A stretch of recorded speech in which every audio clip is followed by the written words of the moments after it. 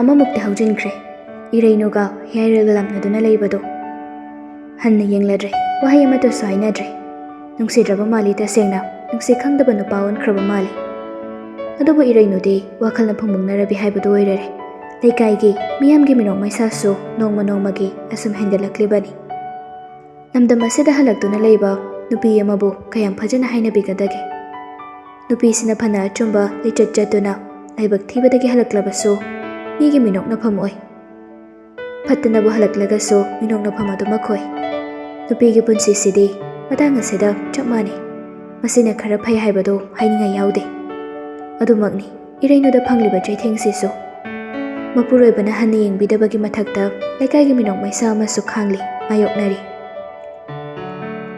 ꯑꯗꯨꯕꯨ ꯃꯥꯒꯤ ꯑꯋꯥꯕꯁꯤ ꯑꯇꯩꯅ ꯈꯪꯗ꯭ꯔꯕꯁꯨ ꯃꯥꯂꯦꯝꯅꯗꯤ ꯌꯥꯝ ꯃꯨꯟꯅ ꯈꯪꯏ ꯃꯥꯂꯦꯝꯒ ꯍꯥꯟꯅꯒꯨꯝ ꯅꯨꯡꯁꯤ ꯃꯔꯤ ꯊꯝꯕꯗꯤ ꯅꯠꯇꯦ ꯑꯗꯨꯕꯨ ꯏꯔꯩꯅꯨꯒꯤ ꯑꯋꯥꯕꯗ ꯃꯥꯂꯦꯝꯅ ꯑꯗꯨꯃꯛ ꯁꯔꯨꯛ ꯌꯥꯔꯤ ꯃꯥꯂꯦꯝꯗꯤ ꯃꯤꯒꯤ ꯑꯋꯥꯕꯗ ꯃꯇꯦꯡ ꯄꯥꯡꯕ ꯈꯛꯇꯅꯤ ꯇꯥꯏꯕꯪꯅ ꯇꯤꯟꯁꯤꯟꯅꯒꯗꯕ ꯊꯕꯛꯇꯤ ꯃꯥ ꯇꯧꯒꯦ ꯍꯥꯏꯅꯁꯨ ꯈꯟꯗꯦ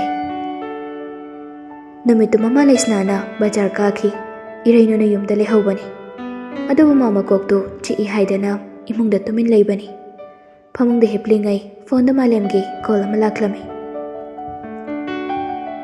ꯃꯈꯨꯠꯅ ꯃꯥꯔꯒ ꯐꯣꯟꯗꯨ ꯂꯧꯏ ꯑꯗꯨꯒ ꯌꯦꯡꯉꯤ ꯂꯥꯛꯂꯤꯕ ꯀꯣꯜ ꯑꯗꯣ ꯉꯥꯏꯍꯥꯛ ꯄꯥꯏꯈꯠꯀꯨꯝꯁꯤꯔꯥ ꯍꯥꯏꯅ ꯈꯜꯂꯤꯉꯩ ꯇꯟꯖꯥ ꯑꯗꯨꯗ ꯀꯣꯜ ꯑꯗꯨꯁꯨ ꯑꯃꯨꯛ ꯇꯠꯈ꯭ꯔꯦ ꯑꯗꯨꯕꯨ ꯑꯃꯨꯛꯀꯁꯨ ꯍꯟꯖꯤꯟꯅ ꯈꯤꯡꯂꯛꯂꯝꯃꯤ ꯍꯟꯗꯛꯃꯨꯛꯇꯤ ꯇꯞꯅ ꯄꯥꯏꯈꯠꯂꯒ ꯍꯜꯂꯣ ꯇꯝꯆꯥ ꯀꯩꯗꯧꯔꯤꯒꯦ ꯅꯪꯕꯣ ꯀꯩꯝ ꯇꯧꯗꯦ ꯀꯣꯛꯁꯦ ꯌꯥꯝ ꯅꯨꯡꯉꯥꯏꯇꯦꯅ ꯁꯨꯝ ꯍꯤꯞꯄꯝꯕꯅꯤ ꯀꯩꯕ ꯀꯣꯛ ꯅꯨꯡꯉꯥꯏꯇꯦꯕ ꯀꯃꯥꯏꯅ ꯇꯧꯔꯤꯅꯣ ꯀꯃꯥꯏꯅ ꯅꯨꯡꯉꯥꯏꯇ꯭ꯔꯤꯅꯣ ꯅꯪꯕꯣ ꯌꯥꯝ ꯀꯟꯅ ꯅꯨꯡꯉꯥꯏꯇꯕꯕꯨꯗꯤ ꯅꯠꯇꯦꯗ ꯈꯪꯗꯦ ꯀꯣꯛꯁꯦ ꯆꯦꯔ ꯉꯥꯎꯔꯤꯔ ꯒ꯭ꯌꯥꯟ ꯑꯃ ꯇꯥꯗꯦ ꯌꯥꯝ ꯅꯨꯡꯉꯥꯏꯇꯦ ꯑꯩ ꯐꯣꯟꯁꯦ ꯉꯥꯛꯇꯪ ꯊꯝꯒꯦꯀꯣ ꯁꯤ ꯍꯥꯏꯔꯒ ꯐꯣꯟꯗꯨ ꯐꯠ ꯀꯛꯊꯠꯈꯤꯔꯝꯃꯤ ꯏꯔꯩꯅꯨꯗꯤ ꯏꯉꯛꯉꯛꯏ ꯃꯔꯝꯁꯨ ꯇꯥꯛꯂꯝꯗ ꯐꯣꯟ ꯇꯧꯔꯛꯄꯒ ꯊꯝꯃꯒꯦ ꯍꯥꯏꯗꯅ ꯊꯝꯈꯤꯕꯗꯨꯗꯗꯤ ꯑꯗꯨꯕꯨ ꯀꯣꯜꯗꯨ ꯊꯝꯈ꯭ꯔꯕꯅꯤꯅ ꯇꯨꯃꯤꯟꯅ ꯑꯗꯨꯃꯛ ꯂꯩꯊꯣꯛꯂꯦ ꯃꯀꯣꯛꯀ ꯈꯔ ꯅꯨꯡꯉꯥꯏꯇꯕꯒ ꯍꯤꯞꯇꯨꯅ ꯂꯩꯊꯣꯛꯏ ꯇꯨꯝꯕꯃꯛꯇꯤ ꯅꯠꯇꯦ ꯇꯨꯝꯕꯗꯤ ꯌꯥꯗꯦ ꯀꯣꯛ ꯆꯤꯛꯂꯤꯕꯗꯣ ꯈꯔ ꯐꯕ꯭ꯔꯥ ꯌꯦꯡꯒꯦ ꯍꯥꯏꯗꯅ ꯍꯤꯞꯂꯤꯕꯅꯤ ꯍꯤꯞꯅ ꯃꯇꯝꯗꯨꯁꯨ ꯀꯌꯥꯝ ꯍꯧꯖꯤꯟꯈ꯭ꯔꯕꯅꯣ ꯈꯪꯍꯧꯗ꯭ꯔꯦ ꯃꯥꯡꯒꯣꯜꯗ ꯅꯨꯄꯥ ꯑꯃꯅ ꯀꯧꯔꯛꯄꯗꯣ ꯏꯔꯩꯅꯨ ꯇꯥꯏ ꯃꯤ ꯂꯩꯕ꯭ꯔꯣ ꯕꯦꯝ ꯃꯤ ꯂꯩꯕ꯭ꯔꯣ ꯈꯣꯟꯖꯦꯜꯗꯨ ꯇꯥꯕꯗ ꯑꯗꯨꯃꯛ ꯈꯪꯕ ꯉꯝꯂꯤ ꯃꯥꯂꯦꯝ ꯑꯣꯏꯔꯝꯒꯅꯤ ꯍꯥꯏꯕꯁꯦ ꯃꯥꯂꯦꯝꯒꯤ ꯈꯣꯟꯖꯦꯜ ꯇꯥꯕꯗ ꯏꯔꯩꯅꯨ ꯍꯤꯞꯂꯝꯕꯗꯒꯤ ꯌꯥꯝꯅ ꯉꯛꯅ ꯍꯧꯒꯠꯂꯛꯏ ꯑꯗꯨꯒ ꯃꯁꯝ ꯃꯅꯥꯗꯣ ꯁꯦꯝꯖꯤꯜꯂꯒ ꯃꯄꯥꯟꯗ ꯊꯣꯛꯂꯛꯄꯅꯤ ꯇꯝꯆꯥ ꯏꯃꯥ ꯍꯣꯏ ꯂꯩꯇꯕ꯭ꯔꯣ ꯑꯍꯣꯏ ꯂꯩꯇꯦ ꯑꯗꯣ ꯇꯝꯆꯥ ꯁꯤꯗ ꯀꯩꯗꯧꯕ ꯂꯥꯛꯄꯅꯣ ꯑꯩ ꯃꯥꯡꯒꯣꯜꯗ ꯀꯥꯍꯜꯂꯔꯣꯏꯗ꯭ꯔꯣ ꯐꯤꯗꯥ ꯑꯃꯠꯇꯗꯤ ꯄꯤꯌꯨꯗꯅ ꯑꯗꯨꯒ ꯃꯔꯝꯗꯣ ꯍꯥꯏꯒꯦ ꯏꯔꯩꯅꯨꯁꯨ ꯊꯨꯅ ꯃꯅꯨꯡꯗ ꯑꯃꯨꯛ ꯆꯪꯈꯤꯔꯝꯃꯤ ꯑꯗꯨꯒ ꯃꯣꯔꯥ ꯑꯃ ꯄꯨꯊꯣꯔꯛꯇꯨꯅ ꯊꯝꯃꯤ ꯁꯤꯗ ꯀꯥꯈꯠꯂꯣ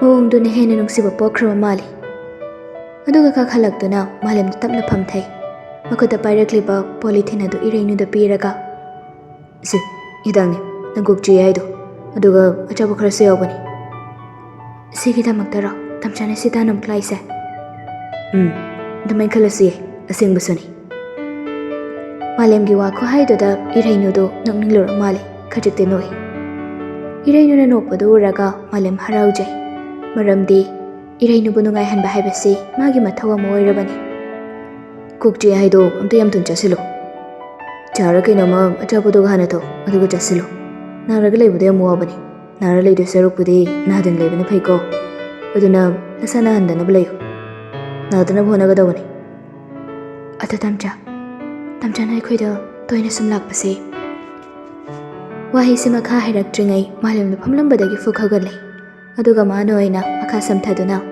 ꯅꯣꯏꯗ ꯇꯣꯏꯅ ꯁꯨꯝ ꯂꯥꯛꯄꯁꯦ ꯃꯤꯒꯤ ꯃꯃꯥꯡꯗ ꯐꯖꯗꯦ ꯁꯤ ꯅꯠꯇ꯭ꯔꯣ ꯅꯪ ꯍꯥꯏꯅꯤꯡꯉꯤꯁꯦ ꯑꯩ ꯂꯣꯏ ꯚꯥꯞ ꯇꯥꯏ ꯀꯩꯗꯧꯔꯒꯦ ꯆꯠꯊꯣ ꯒꯂꯤꯗ ꯆꯠꯊꯣ ꯑꯗꯨꯒ ꯅꯥꯍꯟꯗꯅ ꯂꯩꯅꯕ ꯍꯣꯠꯅꯒꯗꯧꯕꯅꯤꯀꯣ ꯑꯩ ꯑꯃꯨꯛ ꯆꯠꯂꯨꯈꯤꯒꯦ ꯇꯝꯆꯥ ꯏꯔꯩꯅꯨꯒꯤ ꯋꯥꯗꯨ ꯃꯈꯥ ꯇꯥꯔꯝꯗ ꯃꯥꯂꯦꯝꯗ ꯆꯨꯝꯗ꯭ꯔꯤꯡ ꯑꯗꯨꯃꯛ ꯊꯣꯛꯈꯤꯔꯝꯃꯤ ꯃꯥꯒꯤ ꯍꯩꯅꯕꯤꯅꯤ ꯏꯔꯩꯅꯨ ꯍꯣꯏꯗ ꯃꯥ ꯌꯥꯝ ꯇꯣꯏꯅꯁꯨ ꯂꯥꯛꯂꯕꯅꯤ ꯑꯗꯨꯅ ꯏꯔꯩꯅꯨꯅ ꯍꯥꯏꯔꯛꯀꯗꯕ ꯄꯨꯝꯕ ꯍꯥꯟꯅꯅ ꯂꯣꯏꯅ ꯆꯤꯟꯐꯥ ꯄꯨꯔꯕꯅꯤ ꯚꯥꯞ ꯇꯥꯏ ꯂꯣꯏꯅ ꯈꯪꯉꯤ ꯍꯥꯏꯅꯗꯤ ꯑꯔꯥꯛꯄ ꯈꯨꯗꯤꯡꯒꯤ ꯂꯣꯏꯅ ꯍꯥꯏꯔꯝꯒꯅꯤ ꯑꯗꯨꯕꯨ ꯃꯗꯨꯅ ꯂꯥꯛꯇ꯭ꯔꯕ꯭ꯔꯥ ꯍꯥꯏꯕꯗꯤ ꯂꯥꯛꯇꯕ ꯅꯠꯇꯦ ꯏꯔꯩꯅꯨꯅ ꯃꯌꯦꯛ ꯂꯥꯎꯕ ꯌꯥꯗꯦ ꯆꯦꯜꯂꯛꯄꯅ ꯍꯦꯛꯇ ꯍꯥꯜꯂꯤ ꯑꯗꯨꯕꯨ ꯄꯨꯝꯅꯃꯛ ꯑꯗꯨ ꯑꯣꯏꯗꯨꯅꯁꯨ ꯄꯥꯈꯪ ꯂꯩꯁꯥꯔꯤꯉꯩ ꯅꯨꯡꯁꯤꯟꯅꯔꯛꯏ ꯈꯪꯅꯔꯛꯏ ꯍꯥꯏꯕꯗꯣ ꯃꯗꯨꯃꯛꯅ ꯑꯔꯣꯟꯕ ꯂꯤꯆꯠꯇꯤ ꯑꯅꯤꯃꯛꯀꯤ ꯋꯥꯈꯜꯗ ꯆꯠꯀꯦ ꯍꯥꯏꯅ ꯈꯟꯈꯤꯕꯗꯤ ꯂꯩꯇꯦ꯫ ꯕꯦꯡꯛꯇ ꯍꯤꯌꯔꯦꯜꯗꯣ ꯆꯦ ꯀꯟꯅ ꯁꯨꯔꯤ꯫ ꯉꯥꯏꯍꯥꯛꯇ ꯂꯩꯊꯣꯛꯄꯒ ꯁꯪꯕ ꯅꯠꯇꯦ꯫ ꯍꯟꯗꯛꯁꯤ ꯕꯦꯡꯛꯇꯒꯤ ꯂꯣꯟ ꯂꯧꯈꯤꯕꯁꯨ ꯃꯁꯤꯡ ꯑꯗꯨꯛꯀꯤ ꯃꯇꯤꯛ ꯌꯥꯝꯃꯤ꯫ ꯑꯗꯨꯅ ꯆꯦꯁꯨ ꯀꯨꯞꯅ ꯌꯦꯡꯗꯕ ꯌꯥꯗꯕꯅ ꯌꯦꯡꯂꯤꯕꯅꯤ꯫ ꯇꯟꯖꯥ ꯑꯗꯨꯗ ꯒꯣꯄꯥꯜꯁꯨ ꯆꯪꯂꯛꯂꯒ, "ꯁꯔ, ꯃꯄꯥꯟꯗ ꯅꯨꯄꯤ ꯃꯆꯥ ꯑꯃ ꯂꯥꯛꯍꯧꯏ꯫ ꯏꯕꯦꯝ ꯑꯗꯨ ꯁꯔꯒꯤ ꯍꯦꯛ ꯆꯠꯃꯤꯟꯅꯕ ꯅꯨꯄꯤꯗꯨꯅꯤ꯫ ꯊꯥꯖꯤꯟꯖꯔꯛꯎ ꯍꯥꯏꯕ꯭ꯔꯥ? ꯅꯠꯇ꯭ꯔꯒ ꯁꯔ ꯃꯦꯅꯦꯖꯔꯕꯨ ꯊꯕꯛ ꯌꯥꯝ ꯆꯤꯜꯂꯤꯕ꯭ꯔꯥ?" ꯌꯥꯏꯁꯅꯥ ꯑꯣꯏꯔꯝꯒꯅꯤ ꯍꯥꯏꯕ ꯍꯤꯌꯔꯦꯜ ꯈꯪꯏ꯫ ꯌꯥꯝ ꯊꯤꯅ ꯇꯜꯂꯦ꯫ ꯑꯗꯨꯅ ꯃꯥ ꯍꯥꯏꯔꯛꯏ, "ꯒꯣꯄꯥꯜ, ꯑꯩ ꯉꯁꯤ ꯊꯕꯛ ꯌꯥꯝ ꯆꯤꯜꯂꯤ꯫ ꯆꯦ ꯆꯥꯡ ꯁꯨꯒꯗꯕ ꯄꯩꯗꯅꯁꯨ ꯂꯩꯔꯤ꯫ ꯑꯗꯨꯅ ꯉꯁꯤꯒꯤ ꯑꯣꯏꯅꯗꯤ ꯑꯩꯒꯤ ꯅꯥꯛꯇ ꯃꯤ ꯀꯅꯥꯝꯇ ꯊꯥꯖꯤꯟꯕꯤꯔꯛꯑꯅꯨ꯫ ꯎꯅꯕ ꯉꯝꯂꯔꯣꯏ꯫ ꯃꯣꯏ ꯎꯅꯗꯅ ꯂꯩꯔꯗꯤ ꯐꯔꯛ ꯁꯣꯏꯅ ꯑꯃꯨꯛ ꯇꯥꯔꯅꯤ꯫ ꯉꯁꯤ ꯂꯣꯏꯁꯤꯟꯗꯕ ꯌꯥꯗꯕ ꯉꯥꯛꯇꯅꯤ꯫ ꯐꯔꯦ ꯐꯔꯦ, ꯑꯗꯨꯗꯤ ꯑꯩ ꯍꯥꯏꯗꯣꯛꯂꯨꯔꯒꯦ." ꯑꯗꯨ ꯍꯥꯏꯔꯒ ꯒꯣꯄꯥꯜꯗꯣ ꯊꯣꯛꯈꯤꯔꯝꯃꯤ꯫ ꯊꯕꯛ ꯀꯥ ꯍꯦꯟꯅ ꯆꯤꯜꯂꯨꯕꯗꯤ ꯅꯠꯇꯦ꯫ ꯇꯁꯦꯡꯅ ꯃꯥ ꯌꯥꯏꯁꯅꯥꯒ ꯑꯣꯟꯁꯤꯟꯅꯕ ꯄꯥꯝꯗ꯭ꯔꯕꯅꯤ꯫ ꯑꯗꯨꯅ ꯌꯥꯏꯁꯅꯥꯅ ꯀꯣꯜ ꯇꯧꯔꯛꯄ ꯐꯥꯎꯕ ꯃꯥ ꯄꯥꯏꯗ꯭ꯔꯕꯅꯤ꯫ ꯒꯣꯄꯥꯜꯁꯨ ꯊꯣꯛꯂꯛꯇꯨꯅ ꯌꯥꯏꯁꯅꯥꯒꯤ ꯃꯅꯥꯛꯇ ꯂꯦꯞꯄꯤ꯫ "ꯏꯕꯦꯝꯃ, ꯁꯔꯗꯣ ꯉꯁꯤꯗꯤ ꯊꯕꯛ ꯈꯔ ꯆꯤꯜꯂꯤ꯫ ꯑꯗꯨꯅ ꯉꯁꯤꯒꯤ ꯑꯣꯏꯅꯗꯤ ꯃꯤ ꯑꯃꯗ ꯊꯥꯖꯤꯟꯕꯤꯔꯛꯀꯅꯨꯅ ꯍꯥꯏꯍꯧꯏꯅꯦ." "ꯀꯩꯅꯣ? ꯑꯩ ꯅꯍꯥꯟꯈꯩ ꯅꯣꯏ ꯁꯔꯗꯨꯒ ꯆꯠꯃꯤꯟꯅꯕꯗꯨꯅꯤ꯫ ꯑꯩꯅ ꯑꯃꯨꯛ ꯍꯥꯏꯔꯁꯨ ꯆꯠꯂꯣ, ꯌꯥꯔꯛꯀꯅꯤ ꯁꯣꯏꯗꯅ." "ꯑꯩꯅ ꯍꯥꯏꯖꯔꯕꯅꯦ ꯏꯕꯦꯝꯃ꯫ ꯑꯗꯨꯕꯨ ꯁꯔꯗꯣ ꯉꯁꯤꯗꯤ ꯆꯦ ꯆꯥꯡ ꯁꯨꯒꯗꯕ ꯃꯌꯥꯝ ꯑꯃ ꯂꯩꯕ ꯃꯥꯜꯂꯤꯅꯦ꯫ ꯑꯗꯨꯅ ꯌꯥꯔꯛꯇꯦ꯫ ꯁꯤꯗꯒꯤ ꯑꯍꯦꯟꯕ ꯀꯔꯤꯃꯨꯛ ꯍꯥꯏꯈꯣꯒꯦ?" ꯌꯥꯏꯁꯅꯥ ꯈꯣꯏꯗꯧ ꯁꯥꯎꯒꯠꯄꯗꯣ ꯑꯁꯨꯝ ꯍꯦꯟꯒꯠꯂꯛꯏ꯫ ꯑꯗꯨꯅ ꯑꯍꯜ ꯑꯗꯨꯅ ꯃꯈꯥ ꯇꯥꯅ ꯉꯥꯡꯅꯕ ꯀꯥꯟꯅꯔꯔꯣꯏ ꯈꯪꯂꯗꯨꯅ ꯍꯤꯌꯔꯦꯜꯒꯤ ꯔꯨꯝ ꯇꯝꯅ ꯉꯝ ꯆꯪꯏ꯫ ꯒꯣꯄꯥꯜꯅ ꯈꯥꯝꯕ ꯂꯥꯛꯄꯒ ꯇꯥꯕ ꯅꯠꯇꯦ꯫ ꯄ꯭ꯔꯞ ꯆꯪꯂꯛꯂꯒ ꯊꯣꯡꯖꯤꯜꯗꯨꯗ ꯂꯦꯞꯄꯤ꯫ "ꯌꯥꯝꯃꯨꯡꯅ ꯈꯜꯂꯤꯁꯤ ꯀꯩꯅꯣ?" ꯋꯥꯍꯧꯗꯣꯛ ꯌꯥꯎꯗꯅ ꯐꯠ ꯍꯦꯛꯇ ꯍꯥꯏꯔꯛꯄꯗꯨꯗꯗꯤ ꯍꯤꯌꯔꯦꯜꯗꯣ ꯏꯉꯛꯉꯛꯅ ꯌꯦꯡꯈꯠꯂꯛꯏ꯫ ꯆꯪꯂꯛꯂꯕꯅꯤꯅ ꯍꯦꯛ ꯇꯥꯟꯕꯁꯨ ꯌꯥꯗꯒꯨꯝ ꯇꯧ꯫ "ꯌꯥꯏꯁꯅꯥ, ꯅꯪ ꯑꯣꯏꯔꯦ. ꯆꯪꯉꯣ." ꯒꯝ ꯆꯪꯁꯤꯜꯂꯛꯂꯒ ꯍꯤꯌꯔꯦꯜꯒꯤ ꯃꯃꯥꯡꯗ ꯆꯞ ꯂꯦꯞꯄꯤ꯫ "ꯌꯥꯝꯃꯨꯡꯅ ꯈꯜꯂꯤꯁꯤꯕꯨ ꯀꯩꯅꯣ? ꯑꯩꯒꯤ ꯀꯣꯜ ꯄꯥꯏꯗꯕꯒꯤ ꯃꯔꯝꯁꯤ ꯀꯩꯒꯤ ꯑꯣꯏꯗꯣꯏꯅꯣ?" "ꯌꯥꯏꯁꯅꯥ, ꯃꯐꯝꯁꯦ ꯑꯣꯐꯤꯁꯅꯤ. ꯅꯪꯒꯤ ꯋꯥꯔꯤꯗꯣ ꯀꯣꯟꯅ ꯇꯞꯅ ꯁꯥꯟꯅꯔꯁꯤ. ꯑꯩ ꯉꯁꯤꯒꯤꯗꯤ ꯊꯕꯛ ꯈꯔꯁꯨ ꯆꯤꯜꯂꯤ." "ꯅꯍꯥꯟꯈꯩ ꯑꯩ ꯂꯥꯛꯄꯗꯅ ꯆꯤꯟꯗ꯭ꯔꯒ ꯉꯁꯤꯅ ꯆꯤꯜꯂꯤꯁꯤꯅ ꯀꯩꯒꯤꯅꯣ? ꯌꯥꯝꯃꯨꯡꯒꯤ ꯑꯁꯦꯡꯕ ꯄꯥꯎꯈꯨꯝ ꯄꯥꯝꯃꯤ꯫ ꯌꯥꯝꯃꯨꯡꯅ ꯑꯩꯒꯤ ꯀꯣꯜ ꯄꯥꯏꯗꯕꯒꯤ ꯃꯔꯝꯁꯤ ꯀꯩꯒꯤꯅꯣ? ꯑꯗꯨꯒ ꯌꯥꯝꯃꯨꯡꯅ ꯈꯜꯂꯤꯁꯤꯅ ꯑꯃꯨꯛ ꯀꯔꯤ?" ꯑꯁꯦꯡꯕꯗꯣ ꯍꯥꯏꯕꯅ ꯐꯔꯅꯤ ꯈꯜꯂꯤ ꯍꯤꯌꯔꯦꯜꯗꯣ꯫ ꯑꯗꯨꯅ ꯇꯞꯅ ꯑꯗꯨꯃꯛ ꯏꯁꯦꯡ ꯁꯦꯡꯅ ꯍꯥꯏꯔꯛꯂꯝꯃꯤ꯫ "ꯌꯥꯏꯁꯅꯥ, ꯏꯕꯥꯅꯤ ꯂꯥꯞꯊꯣꯛꯅꯔꯁꯤ. ꯅꯪ ꯂꯩꯁꯥꯕꯤꯅꯤ, ꯑꯩꯗꯤ ꯅꯨꯄꯤ ꯊꯤꯔꯕꯅꯤ. ꯍꯣꯏ, ꯅꯨꯄꯤꯗꯨꯕꯨꯗꯤ ꯌꯨꯝꯗ ꯂꯩꯇꯦ ꯍꯥꯏꯔꯒꯁꯨ ꯑꯩ ꯅꯨꯄꯤ ꯊꯤꯔꯕ ꯅꯨꯄꯥ ꯑꯃꯅꯤ꯫ ꯑꯗꯨꯅ ꯅꯪꯁꯨ ꯅꯁꯥꯒ ꯆꯥꯟꯅꯕ ꯃꯤ ꯑꯃ ꯑꯣꯏꯅ ꯌꯦꯡꯉꯨ. ꯀꯩ ꯀꯥꯟꯅꯔꯨꯅꯤꯒꯦ? ꯅꯪ ꯑꯩꯒ ꯂꯣꯏꯅꯔꯒ ꯃꯤꯅꯁꯨ ꯅꯤꯡꯊꯤꯖꯅ ꯍꯥꯏꯅꯔꯣꯏ." "ꯑꯣ, ꯌꯥꯝꯃꯨꯡꯒꯤꯁꯤꯗꯤ ꯑꯩꯅ ꯆꯦꯜꯂꯨꯔꯕꯤ ꯅꯠꯇ꯭ꯔꯒ ꯌꯨꯝ ꯄꯥꯜꯂꯨꯔꯒ ꯍꯜꯂꯛꯄꯤ ꯑꯣꯏꯔꯒꯗꯤ ꯅꯨꯡꯁꯤꯅꯁꯤ ꯌꯥꯗꯣꯏꯔꯣ? ꯑꯗꯨ ꯍꯦꯛꯇ ꯌꯥꯕ꯭ꯔꯣ ꯌꯥꯝꯕꯣ? ꯌꯥꯝꯃꯨꯡꯅ ꯅꯨꯡꯁꯤꯅꯁꯤ ꯍꯥꯏꯕ ꯃꯇꯝꯗ ꯍꯦꯛꯇ ꯅꯨꯡꯁꯤꯅꯕ, ꯑꯗꯨꯒ ꯌꯥꯝꯃꯨꯡꯅ ꯇꯣꯛꯅꯅꯤꯡꯉꯤ ꯍꯥꯏꯕ ꯃꯇꯝꯗꯅ ꯍꯦꯛꯇ ꯇꯣꯛꯅꯔꯁꯤ ꯍꯥꯏꯕ? ꯑꯗꯨꯗꯤ ꯑꯩꯉꯣꯟꯗ ꯌꯥꯔꯣꯏ." "ꯑꯩ ꯍꯧꯖꯤꯛ ꯀꯅꯥꯝꯇꯒꯤ ꯋꯥ ꯇꯥꯅꯤꯡꯗꯦ. ꯌꯥꯏꯁꯅꯥ, ꯑꯩꯅ ꯑꯃꯨꯛꯀꯁꯨ ꯍꯥꯏꯔꯤ, ꯅꯪꯁꯨ ꯐꯖꯅ ꯂꯩꯖꯔꯣ. ꯑꯩꯁꯨ ꯐꯖꯅ ꯂꯩꯔꯒꯦ. ꯌꯦꯠꯅꯔꯒꯨꯝꯁꯤ. ꯁꯤꯗꯒꯤ ꯑꯍꯦꯟꯕ ꯋꯥ ꯑꯩꯒꯤ ꯐꯝꯗꯥꯏꯅꯤꯡꯉꯥꯏ ꯂꯩꯇꯦ." ꯌꯥꯏꯁꯅꯥꯗꯨ ꯇꯦꯕꯜ ꯑꯗꯨꯗ ꯃꯈꯨꯠꯅ ꯊꯤꯜꯂꯒ ꯁꯞꯇ꯭ꯔ ꯇꯧꯔꯤ꯫ ꯑꯣꯐꯤꯁꯅꯤ ꯑꯗꯨꯅꯤ ꯑꯗꯥꯅꯤꯒ ꯈꯪꯗꯕ ꯃꯈꯩ. "ꯌꯥꯝꯃꯨꯡꯅ ꯑꯗꯨꯃꯥꯏꯅ ꯍꯥꯏꯔꯒ ꯑꯩꯅ ꯇꯔꯥꯏꯅ ꯍꯦꯛꯇ ꯇꯣꯛꯀꯅꯤꯅ ꯈꯟꯕ꯭ꯔꯣ? ꯌꯥꯝꯃꯨꯡꯒꯤꯁꯦ ꯅꯨꯄꯥꯅꯤ ꯀꯥꯏꯅ ꯀꯩꯁꯨ ꯎꯁꯤꯠꯇ꯭ꯔꯤꯔꯣ?" "ꯌꯥꯏꯁꯅꯥ, ꯃꯐꯝꯁꯦ ꯑꯣꯐꯤꯁꯅꯤ. ꯀꯩꯅꯣ ꯅꯪ ꯇꯧꯏꯗꯨꯕꯣ? ꯉꯥꯎꯔꯕꯣ ꯅꯪ? ꯇꯞꯅ ꯏꯪꯅ ꯑꯗꯨꯃꯥꯏꯅ ꯁꯦ. ꯃꯁꯤꯗ ꯌꯥꯗ꯭ꯔꯒꯗꯤ ꯌꯥꯗꯕꯒꯤ ꯊꯕꯛ ꯇꯧꯔꯛꯀꯅꯤ." "ꯀꯩ ꯇꯧꯗꯣꯏꯕ? ꯅꯪꯅ ꯀꯩ ꯇꯧꯗꯣꯏꯕ?" ꯇꯞꯅ ꯁꯨꯝ ꯍꯥꯏꯕꯗ ꯌꯥꯔꯛꯇ꯭ꯔꯕꯗꯨꯗꯗꯤ ꯍꯤꯌꯔꯦꯜꯗꯣ ꯏ ꯀꯥꯈꯠꯂꯛꯂꯦ꯫ ꯑꯗꯨꯅ ꯒꯣꯄꯥꯜꯕꯨ ꯂꯥꯛꯇꯅ ꯀꯧꯏ꯫ "ꯒꯣꯄꯥꯜ! ꯒꯣꯄꯥꯜ!" ꯈꯪꯀꯧ ꯀꯧꯔꯛꯄ ꯑꯗꯨꯗꯗꯤ ꯒꯣꯄꯥꯜꯗꯣ ꯃꯄꯥꯟꯗꯒꯤ ꯆꯦꯟꯁꯤꯜꯂꯛꯏ꯫ "ꯁꯔ, ꯀꯔꯤ ꯇꯧꯕ ꯌꯥꯎꯔꯦ?" ꯍꯤꯌꯔꯦꯜ ꯁꯥꯎꯅ ꯒꯣꯄꯥꯜꯗꯣ ꯑꯣꯟꯁꯤꯜꯂꯒ, "ꯒꯣꯄꯥꯜ, ꯑꯩꯅ ꯉꯁꯤ ꯒꯣꯄꯥꯜꯗ ꯑꯩ ꯊꯕꯛ ꯌꯥꯝ ꯆꯤꯜꯂꯤ, ꯑꯗꯨꯅ ꯑꯩ ꯎꯅꯕ ꯃꯤ ꯑꯃꯇ ꯊꯥꯖꯤꯜꯂꯛꯀꯅꯣꯅ ꯍꯥꯏꯕ ꯅꯠꯇ꯭ꯔꯣ?" ꯒꯣꯄꯥꯜ ꯍꯤꯌꯔꯦꯜꯅ ꯍꯥꯏꯔꯛꯈꯤꯕꯗꯨꯒꯤ ꯃꯔꯝ ꯃꯥ ꯇꯥꯞ ꯐꯥꯕ ꯉꯝꯈ꯭ꯔꯦ꯫ ꯌꯥꯏꯁꯅꯥꯗꯣ ꯃꯨꯟꯅ ꯌꯦꯡꯉꯤ꯫ "ꯍꯣꯏ ꯏꯕꯨꯡꯉꯣ, ꯑꯗꯨꯗ ꯑꯩꯅꯗꯤ ꯏꯕꯦꯝꯃꯁꯦ ꯆꯪꯈꯤꯅꯨ, ꯉꯁꯤꯒꯤꯗꯤ ꯁꯔꯅ ꯎꯅꯕꯒꯤ ꯑꯌꯥꯕ ꯄꯤꯗꯦ ꯍꯥꯏꯅ ꯍꯥꯏꯖꯕꯅꯤ. ꯃꯗꯨꯗ ꯃꯥꯅ ꯅꯝꯗꯅ ꯆꯪꯈꯤꯕꯅꯤ. ꯏꯕꯦꯝꯃ, ꯑꯩ ꯉꯁꯥꯏꯅ ꯅꯪꯉꯣꯟꯗ ꯍꯥꯏꯖꯕꯅꯤꯀꯣ." ꯌꯥꯏꯁꯅꯥ ꯒꯣꯄꯥꯜꯅ ꯉꯥꯡꯂꯤꯕꯗꯨ ꯇꯥꯗꯦ ꯍꯤꯌꯔꯦꯜꯗ ꯑꯣꯟꯁꯤꯜꯂꯒ, "ꯌꯥꯝꯕꯣ, ꯉꯛ ꯌꯥꯝꯅ ꯊꯦꯛꯀꯠꯅꯒꯨꯝꯁꯤꯗ. ꯅꯪꯁꯨ ꯑꯩꯁꯦ ꯀꯅꯥꯅꯣ ꯍꯥꯏꯕꯁꯦ ꯈꯪꯗ꯭ꯔ ꯃꯥꯜꯂꯦꯅꯦ." Makha taba nangde hiarena laubado security kaunaba Gopalda haikirami. Hiarel gama umata waduda kaino masum tausilakba dudade upai leitre yasnado. Adugu mathamoidade singkre. Table da thamliba bag to tapai khalaga. Khangidana. Sika khairam laga sauna thokirami. Mayumda yam thuna hal yasnado. Aduga mama Bimolaga mama gi manakta chungsilaga phamthai. Machagi mamai ubada Bimola karino matawre haibasi yam laina khanglabani. Nang yamunga kari hainaraba. Ima yamungda hanaga manaramtre. Ma kaino matawrami. Pura tayonare. Kana khalubaduga tayona leirami. Ngasi chalubada aingonda tathi tawri. Aisu sauningdana khara launarambani. Aina hairisini ma yam kaino tawrami. Adudi aikoina khalibu wakhalsiga oithokadoribra. Khangde ma madu wangangnabaka phasanamta yahaudre kaidaramano khangde. Magi mongna hankaiga sumanmana deme. Adu nangbu kari ka hainarino yam thina khatnaramaba mi. Khangde aisu sauningmandana kaino panghaida hairamabani. Matung taba thengnaba yado mandre. Nangi dudi yaroi nubi macha mana yadre saure haidana nangsu sauziladi kamdogadorige. Adugi sarupudine mana phana sauragaso nangna tupthagadawani. Haujikti mau phagi hainadi singadawani.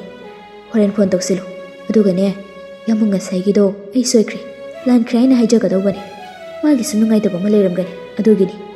Adumna hainaraga mabu them-temdana sizinabado yabra yengo. Mana yade hairagadi thok. Mana yadaba thabaksingdo nang matam kharadi tawgan. Karigumba yade yaroidaba oiragana imaga kona mu karina phagadagi haibado madu tanaraga loi. Ima yamungda ina phone tawasa pairaktabani. Hojik tawrasu kasu pairoi. Adude kamain tawdoino. Bimola aduma kok thadai. Adudi kamdawni tawriside. Nehaka sum khali badu loiraga. Ama leire sumaina tawru. Phone tawsilu. Kaigamu pairaktragadi message sune thajilu. Yambong ai soikre lankre. Waruganu khotkanu haidanane si hana hai. Adugi matong makhoi mama nei khoida laaga ngang terambagi warido adu samuk sajilu. Aduga nang mangondagi leithokpa saw. Aiki suki atlaroi chungna tinarasi. Aduba imana ingonda lana khankibadu nungaiti. Yumda lake imaga sengdoknagi wari sanagi sika khayo. Adugane nongalaga phatekti chasilu.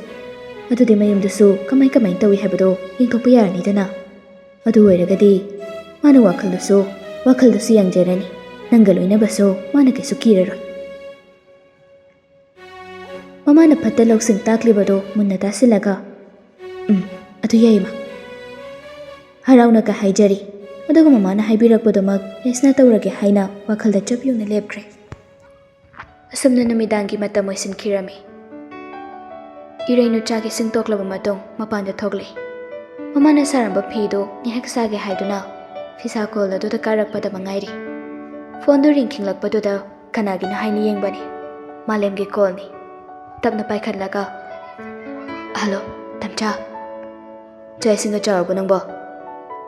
Chare, tamchade chabirabo. Aisu chare. Kaidaramino. Kamta tawdeda. Imagi fido aina hajuwaida kakhallaga sagina tarambani. Nangbuna kokchabo pharabo. Nasado khara nungairabo hajukbo. Nungaire, kam tawdre. Nahanganuko nasanadanaba kanawanagadaubani. Nahadeda.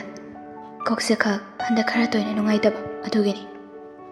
Adude doctor doina muktang phajana yengthoksiro. Namtoini nungaitabro nangidabo. Kharabudi toina nungaiti. Adu yanida. Sum numi kharani yengi. Pata patragana imagara kaina machalagi yengi. Ega jamina budi nungaitabro. Irainu kari khumgani khumpham ama khangde tumina dumak laisele. Adubu malemno.y makha taraklami. Kaisugena khanjunganu. Nangsu aisu kemta khanjinde. Awada mating pangnabasidi kaisu kaidena.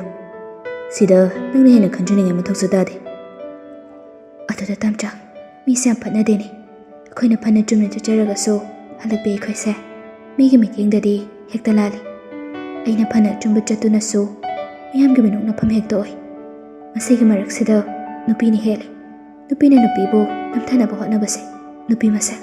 Nupi yamagi pansise sanani mamuongda hekta sanabi. Mado apibu wakal kawi. Madugi wakaldo nupi khudinga chelikhai samasa chakhutpa ngamkhirui. Karidabu nupi namthabagi mathau tagene. Nupi support tawgadabani. Ngasi nangumna laibak thibi kaya ama leirise. Makoina laibak thiningdana thibadi natedana. Aduna aina haigadawbadi masida nang wakal kaina khanjinganu. Ngangnaningbu makhai ngangnajasanu. Nangnadu chumna chalaga loire. Ngangnare hairibu makoina nangi namangda phongna ngangnaba ngamlaagadi nangi naral achawa ama leirabani. Madu natadana nangi tungda chibon ngangnabasingdudi mawa larunu. Thabak leitadana thabak thirili. Miyaw ngangnabaduna makoigi mathawai charibani. Tamchana hairise nang bhab taiko. Asamna hek malemna habibasina irainugi thamoido amuk hingbagi asama ujai. Adubu amukso kasu khanda leithokjai. Nakal amadana mama bimolana takpiba formula do panba haure. Tumba changlakpaduda hiyarelda call hanjin tawsali. Adubu paikhalakte. Message ama thajali. Yambo call amta paikhatpiro. Ayamuna kainomta sengdokjage tawbani. Yambo please. Yamuna nungaithragadi masigi matung tabada ai hechararui. Adu call samtangdi paikhatpiro. Message to thajin kibaga minute ama leibaga phone do hierel noina tawsilai. Hello. Kilerage phone paikalo haidubo nangai sengdokai bano. Yasna khonjal kado nokthasane. Matang adudadi yamna introductory onkre. Yambo nangna haibado ayarage. Ayambungnagi lapthongnaba honajarage. Yamambu nungsirabaso oiroidaba khongphamnina ai isana khangna handokjarage. Aina yamukna lankiba ahiroidaba haikibasingdo amuktangdi aibu ngakpiramu. Nupisina irenjana hairaklabasidadi hierel so khajikti tapthare. Nangaibu warugano yasna. Aisu matam kharadi wakhalse matung murung khangda tawgadaba matawda ai leithoklure. Pumnamakado kanabam toiramdre. Hoi, masida nangi naral kaisu nateda. Aigi surelam chawna yauri. Akhoi animak kaisu khanaragumse. Aisu nangbu ngasidagi italni haina khalage. Ayambo, yamambudi aina thangmasin nungsisai. Ado pumnamakase aisu kaktokpa tamlage. Ado yambo ai kainamta haijage. Masimatangdi yamungna yabiyo. Kaya gyabano, hayo. Yamungoigi masido ekoida nongmala ame haina ekoi imana tami. Aigasu thengna haudre. Imado yam sauna kari no hairami haige.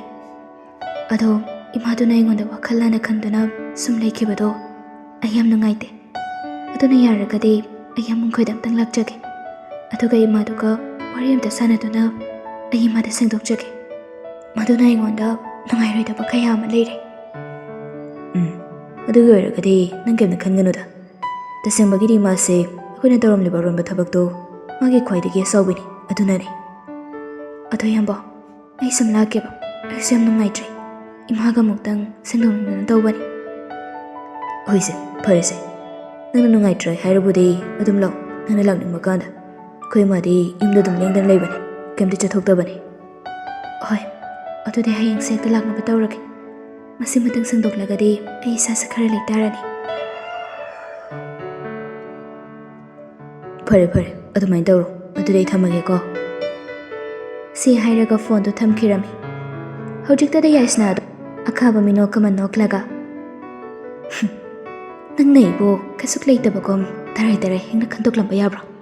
Yengo nang ngaina kidor ke habidi yengo.